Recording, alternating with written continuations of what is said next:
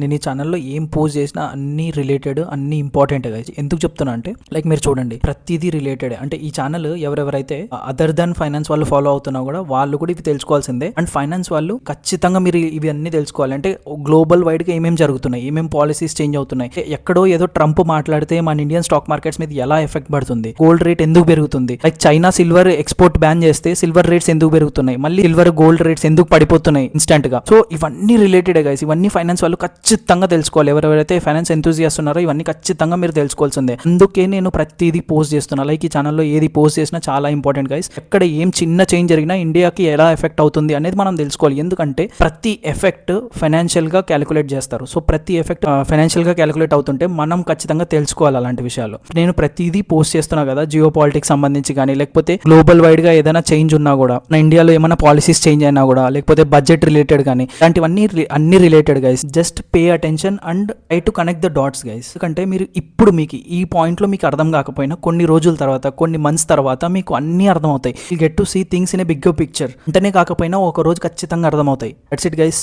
For more finance related content follow this channel. By.